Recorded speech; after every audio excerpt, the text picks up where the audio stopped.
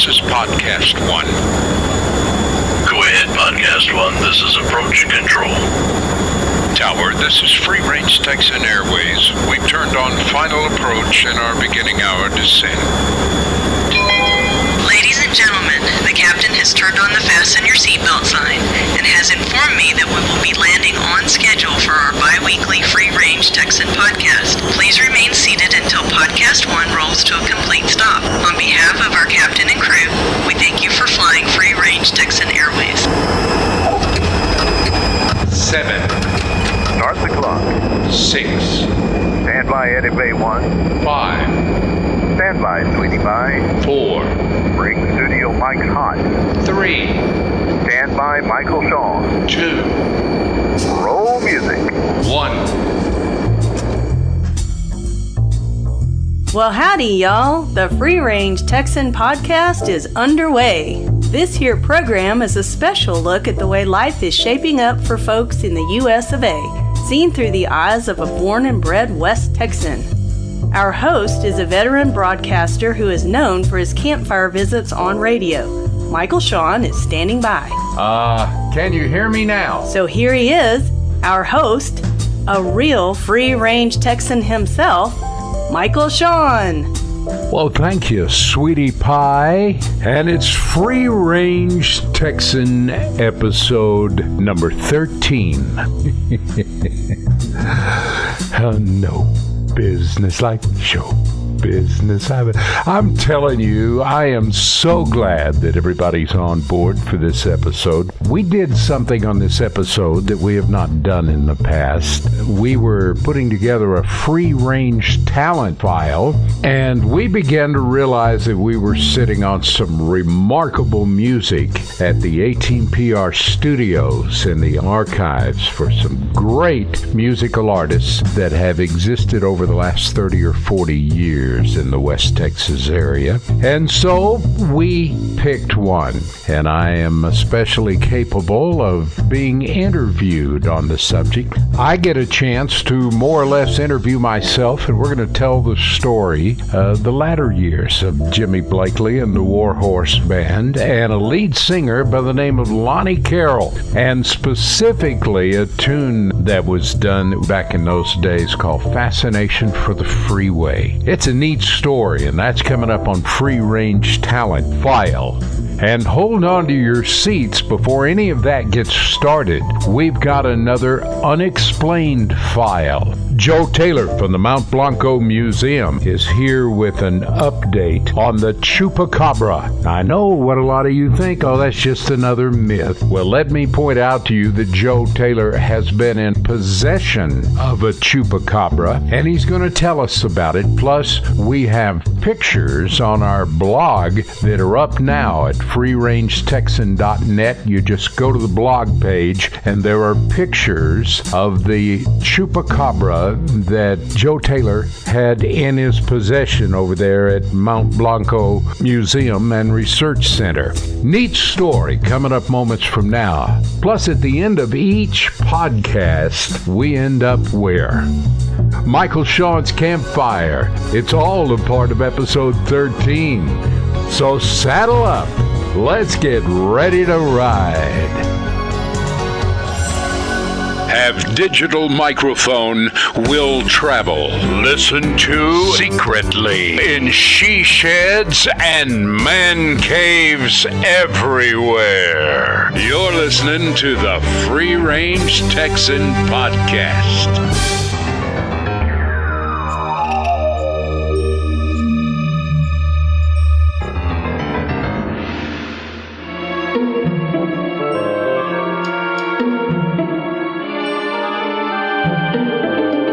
And now, once again, it's time for another Free Range Texan Unexplained File.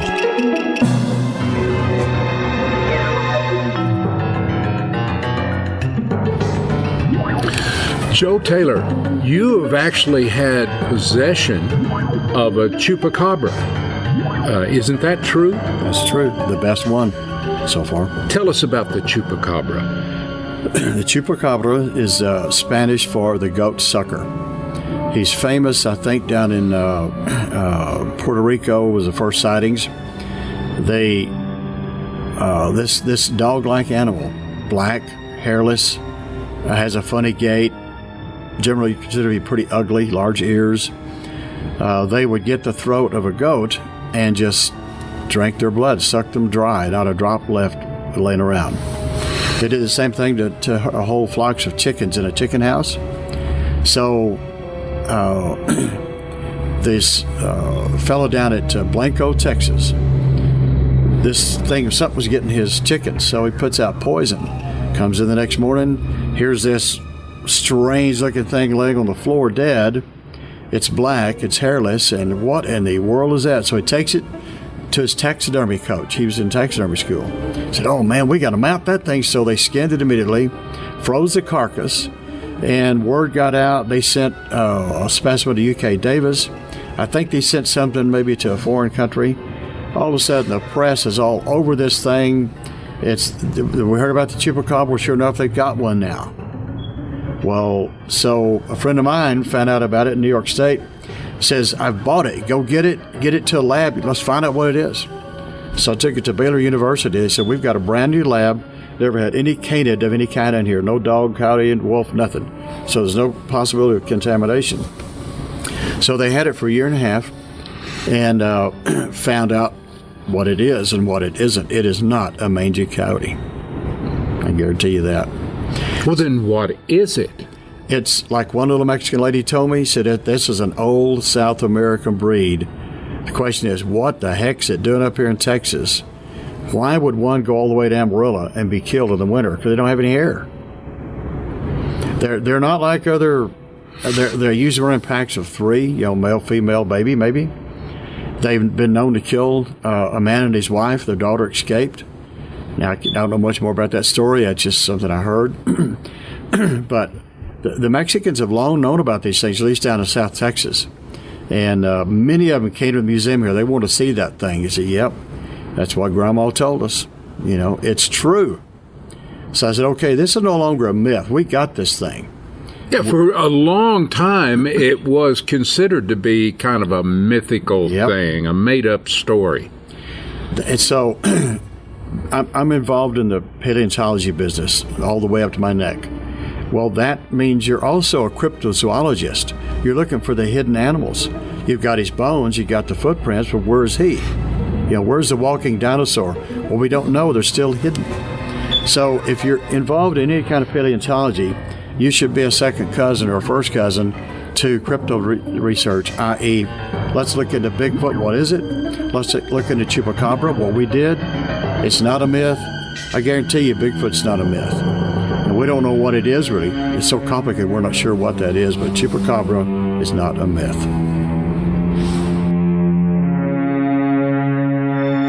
You've been listening to another Free Range Texan Unexplained File. If you would like to get in touch possibly with today's guest, or would like to learn more information about this segment of our Free Range Texan Unexplained File, then go to our website at freerangetexan.net.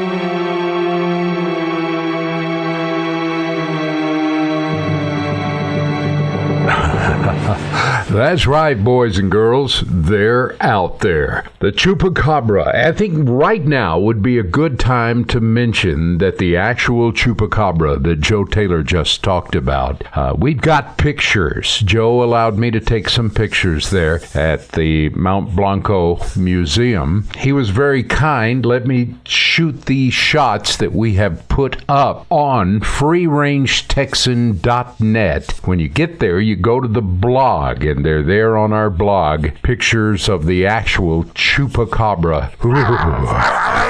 I think we need to go to something else. It's time now for another segment of Free Range Talent, brought to you by A-Team PR, bringing a host of creative media production and public relations services to our exclusive list of clients. Maybe you could hire the A-Team. And now, here's the next segment of Free Range Talent. Well, it's been quite a long haul getting to this Free Range Texan podcast. Some of the greatest times when I look back over it all were the times spent in the very beginning with a young record label, and we had our own recording studio, and that was back in the day when recording studios were remarkably expensive to build and to put in. I remember it was 1978. I had been doing a morning show down in the Permian Basin, and I came back to Lubbock and ran into a guy by the name of Bill Ockander, who had a struggling studio, Warhorse Recording Studios, and he had a house band, Warhorse, and these are some great musicians. I remember originally steel guitar players like Wally Moyers, keyboards like Paul Culver. Oh, you know, the problem with mentioning names is that you will definitely leave people out. There were 2 or 3 great bands back in that time. One was the Planets, and another one was Warhorse. They were respected and really well liked. The club owners liked them because a lot of people came out and paid a cover charge to see them. I remember Jimmy Blakely and I hit it off. I met Jimmy through Bill Ockander, and everybody was struggling at that time to keep the doors open, so to speak, keep the lights turned on. You talk about starving artists. Bill and I immediately teamed up with Warhorse Studios, brought in Jimmy as leader of the house musicians, and in fact what we did was we took basically Warhorse, the band, and made them into studio musicians. That worked well for everybody because they got to record, we got to create product. Warhorse went through a transition. A lot of the original members stepped back and stepped away at that time. And we brought on some new guys. And I've said all that to say this. It's about these new guys that came into the band. Jimmy began to look around, and the first thing we saw was a guy by the name of Lonnie Carroll, who was just busting at the seams with talent and charisma, and had great stage presence, and the guy could sing. So we got Lonnie and installed him as kind of a lead singer there with Warhorse, and he looked good on stage and did a great job. We fooled around with drummers. We went here and there, but finally we ended up with a guy by the name of Phil Brown. Phil is, to this day, he's around. He's a great guy, and I always liked Phil. But the thing about Phil, I'll be perfectly honest, he was a good drummer, sure, but what we really liked about Phil was he had his own van. And so it was a nice one, too. It was a Dodge van, and it was a large one. It was a big one, and it had a carpeted interior so that you could load lots of equipment in it and that sort of thing. And he didn't seem to mind. We would use it for location recording and one thing another. So Phil was a great addition to the team. There's another guy that played bass at that time, Greg Hodges. And I remember when we were auditioning for a new bass player, and along came Greg Hodges. Greg was from out of Anton, Texas, and the last I heard, which was some years ago, Greg, he had become mayor of Anton, Texas. And so everybody likes Greg, and he's a likable guy, and he's a good musician. Then there was a guy by the name of Curtis Campbell, and to this day I understand Curtis is a great guitar player, but I mean this guy played the guitar like Get Out of Town Sally. I mean, this guy could really lay down some nice lick. Curtis was good on stage and a great audition. Now, I've explained all this to tell you that for a while Warhorse was a force to be reckoned with. And we were going through some of our files and our archives here at the Free Range Texan, looking over the fact that we were sitting on a mountain of talent and thinking about how we could share some of it on this podcast. There is a tune called Fascination for the Freeway. This band would rehearse and then record and rehearse and record constantly in between gigs. Lonnie Carroll, our new lead singer, had great talent even in writing lyric. And Bill Ockander and Jimmy Blakely were great arrangers. They could take a song and take it into the studio, and some magnificent things would come out. Lonnie Carroll and Jimmy Blakely and Curtis Campbell, Greg Hodges, Phil Brown, they all got together on this song, Fascination for the Freeway. Now, back in that day, recordings were all analog. But the thing about analog is it did not keep. The masters on this session were archived. Believe me, everybody did the best they could, but analog tape, after 10 years, 20 years, 30 years, almost 40 years, begins to break down. So there is some degrading of the signal. Now, what we have done here at Free Range Texan is gone back in with this particular tune and remastered it digitally and done some editing, and we have re-edited it and digitized it so that it is a clearer, more pleasant thing to listen to. Believe me, it was in rough shape when we first got our hands on it. So, but we wanted to do that, and so we began to think, what's the natural thing you do? Well, Lonnie Carroll is still out there. He created a plumbing company, has had a successful career. We said one day, well, let's look up Lonnie Carroll and interview him and play Fascination for the Freeway and talk about the way things were done back in the 70s. I am very sad to tell you that Lonnie is dealing with some health issues and is not going to be here, but we at first would not think about doing this unless we could interview Lonnie at the beginning and talking about him writing Fascination for the Freeway, and because he was and is a great talent. I had a long talk, a great telephone visit with his wife, Candy. We had a great talk, and she told me all the things that Lonnie's been doing. He's been working with his church, and he has been writing all kinds of music, teaching, and remarkable things with his church community, and we know that he is very well thought of. And we wish that we had Lonnie Carroll right here, right now, but that just wasn't going to be possible for this podcast. So it is with respect to Lonnie Carroll, it is with respect to the Warhorse Band, and it is respect to Jimmy Blakely. Jimmy's remarkable fiddle playing is in this when you hear it. Oh, and I've got one more story. In this song, we use the revving V8 engine of a race car. Now, nowadays, you just go pull sound effect off the internet, but we didn't have internet in those days.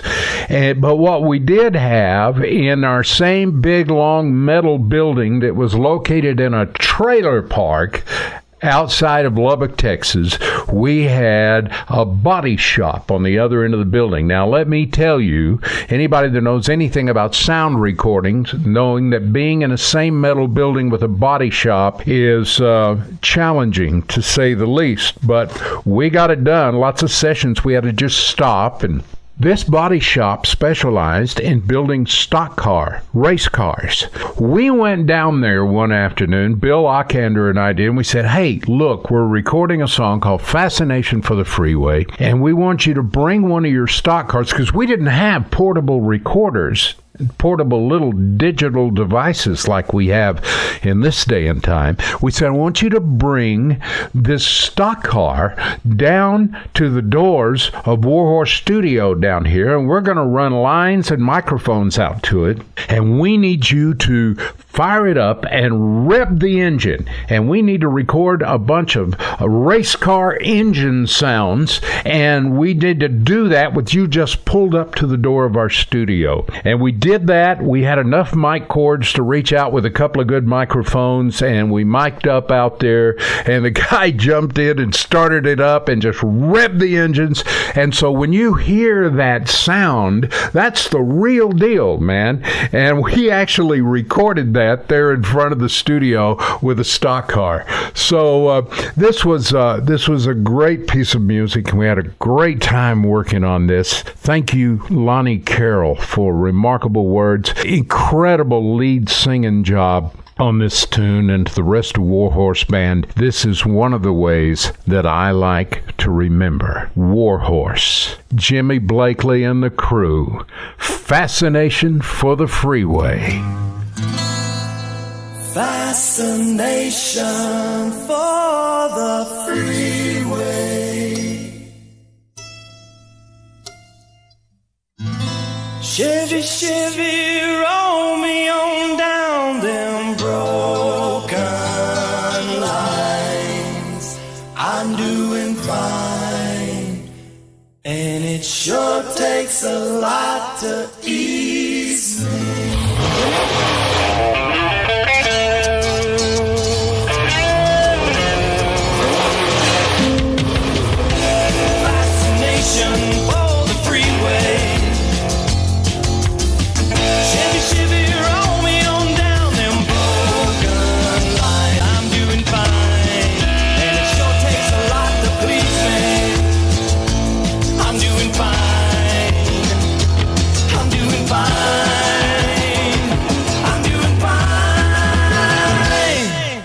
It sure takes a lot to ease me. I cannot find the right connection.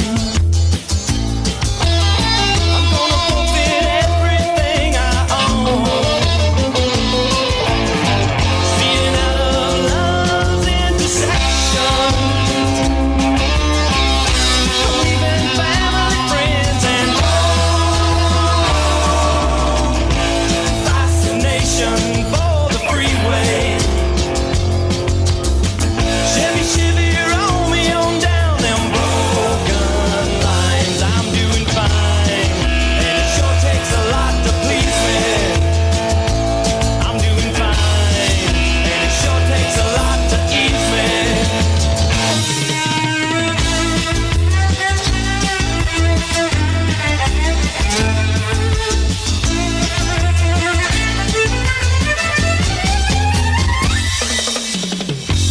Going through changes, Lord, I've seen plenty. I'm always sinking in love, social values. Gotta make that open road before they bend me. Leaving this town because I paid my dues. Fascination for the freeway. Chevy, Chevy, roll me on down them broken lines. I'm doing fine, and it sure takes a lot to please me. I'm doing fine, and it sure takes a lot to ease me.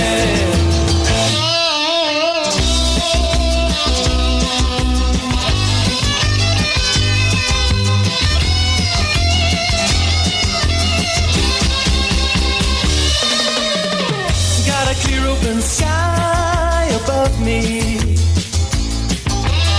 I've got determination busting out at my seams. Stay on this highway that loves me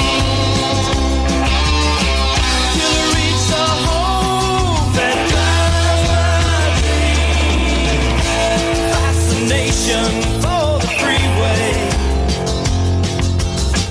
Chevy, Chevy, roll me on down them broken lines. I'm doing fine, and it sure takes a lot to please me. I'm doing fine. I'm doing fine. I'm doing fine. And it sure takes a lot to ease me.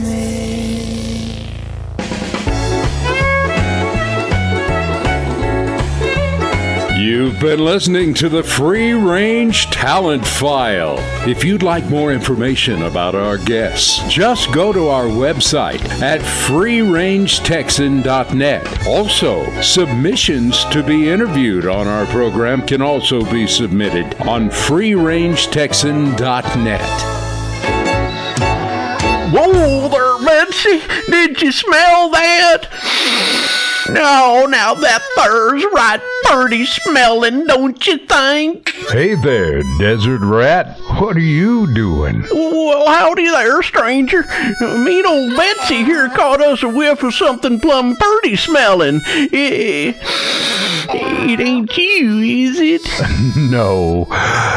That's a State of Texas scented candle. It's the scent of ruby red grapefruit and leather. Available on the freerangetexan.net website. Hear that, Betsy? Grapefruit and leather. Hoo-wee. We need one of them for my tent. It's literally a hand-poured soy candle available in 2 sizes. And it comes in a gift box. Well, alrighty then. Betsy, let's just mosey on over to the truck stop and order us a 55-gallon barrel of that stuff. Yeah, a State of Texas scented candle. Available at the Free Range Texan House of Treasures. Where's that, you say? Well, it's out yonder at freerangetexan.net. Not available in 55-gallon drums. Dagnabbit. Hi, this is Michael Shawn, just sitting here by the campfire. Bass Reeves was the first black deputy U.S. Marshal west of the Mississippi River. He worked mostly in Arkansas and Oklahoma Territory. During his long career, he was credited with arresting more than 3,000 felons. He shot and killed 14 outlaws in self-defense. When Bass was about 8 years old, his family moved to Texas. In later years, during the Civil War, after a dispute in a card game, Bass fled north into Indian Territory. He lived with the Cherokee, Seminole, and Creek Indians, learning, among other things, their languages.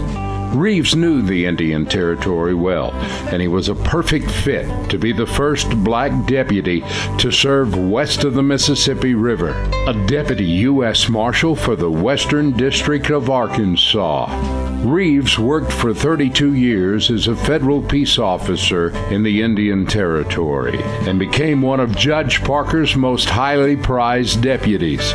Reeves continually brought in some of the most dangerous outlaws, but he was never wounded, despite having his hat and his belt shot off on separate occasions. In addition to becoming an accomplished pistolero, Reeves developed superior detective skills. Bass Reeves, known as the inspiration for the American radio and television hero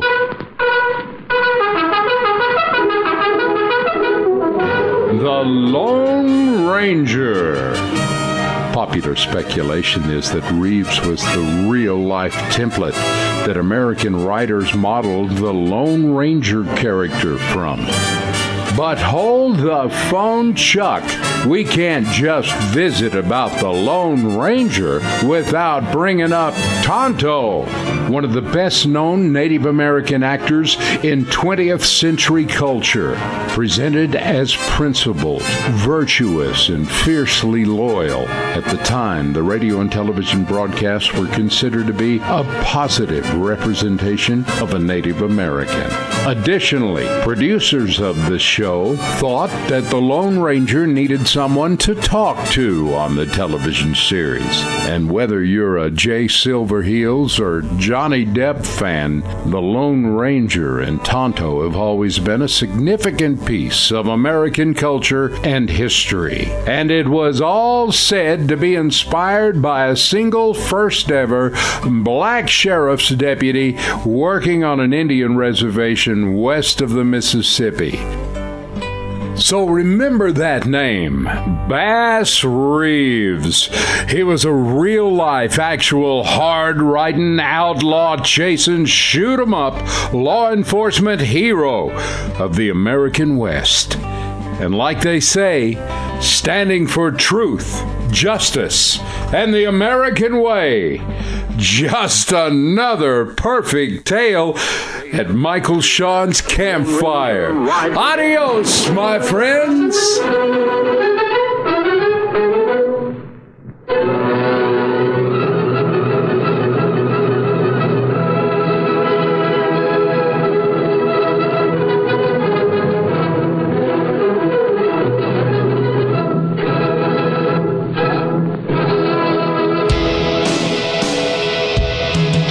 Everybody, in the time we got left, let me remind you those Texas scented candles are the real deal, and they're available at the Free Range Texan House of Treasures at freerangetexan.net.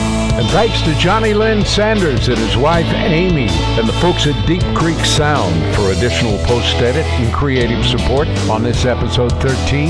And of course, as always, we appreciate Joe Taylor and the Mount Bronco Museum for being a part of our podcast. And as always, hats off to the folks at 18PR here at Studio A. They produce the Free Range Podcast, and we'd be glad to provide support for your idea.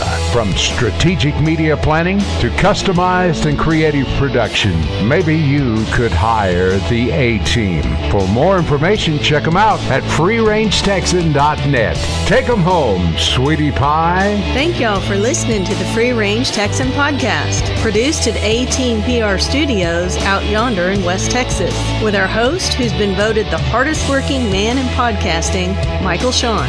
Feedback or submissions to our program can be submitted on our website, freerangetexan.net.